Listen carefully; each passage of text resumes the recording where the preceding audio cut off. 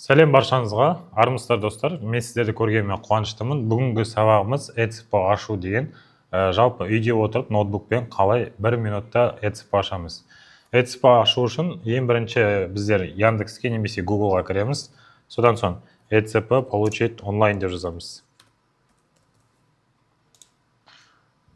Содан кейін мына бірінші вкладкаға кіреміз. Получение ETSP удаленно. Яғни біз ETSP-ны егов порталынан ашамыз. Получается, сіздерге соңға барудың қажеті жоқ. Содан кейін заказать услугу онлайн. Сіздерге екі вариант шығады, юридический лицо және физический лицо деп. Егер сіздер ТО ашатын болсаңыздар, онда юридический лицоны таңдайсыздар. Ал егер өзіңізге немесе ИП-ға ашатын болсаңыз, физический лицоны таңдайсыздар. Мен ИП ашам, сол себепті мен физический лицоны таңдаймын. Содан кейін бұл жерге өздеріңіздің иіндерін жазасыздар.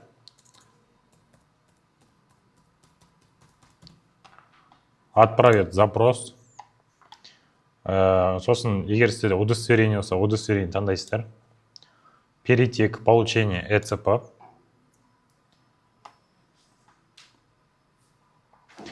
Одан кейін иіндеріңізді тағы жазасыздар.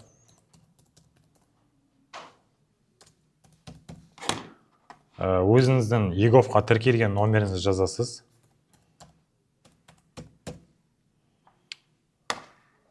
Содан кейін сол номерге код келеді.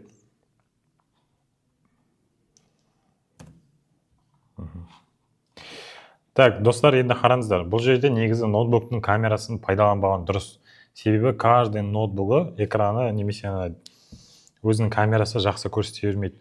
Сол себепті мен сіздерге советую запретитті басуға. Яғни камераны қоспай, через QR-код сканировать етесіздер. Телефонды аласыздар да, телефонды камераны ашасыздар, соны сканер жасайсыздар. Сосын Face ID өтесіздер, яғни менмін деген сияқты. Так, болды. Біздер Face ID өттік, яғни өзіміздің телефонымызбен өзіміздің түрімізді көрсетеміз. Содан кейін мен сіздерге мына разрешить деген шығады, сол разрешитті басасыздар. Так, сосын сіздерге осындай вкладка шығады. Бұл жерге галочканы басасыздар. Мен келісемін деген сияқты. Содан кейін подтвердитті басасыздар. Содан кейін өздеріңіздің ат жөндеріңіз шығады. Выбрать хранилище и подать заявканы басамыз. Содан кейін біз қай жерге сақтаймыз, соны таңдаймыз, место хранения. Мен рабочий столға таңдаймын, сол себепті мына папканы басамыз. Сосын бұл жерде рабочий стол деген таңдап аламыз. Сосын выбор папки. Содан кейін подтвердить.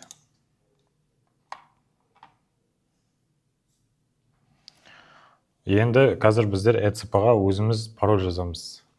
Яғни көбінің паролі AA124 ағылшынша қояды, без разницы.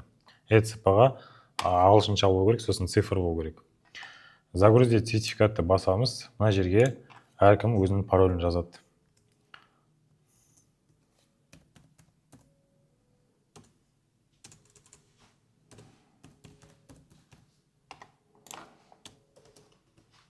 Паролімізді қайтадан жазамыз.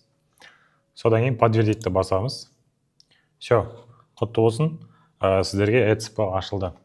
Сосын оны рабочий столға кіріп қарайсыздар. Мысалы қараңыздар, маған ETSP ашылды, міне. Осы сіздердің ETSP-ларыңыз болады. Все, ETSP ашу сабағы аяқталды. Келесі сабақта көріскенше.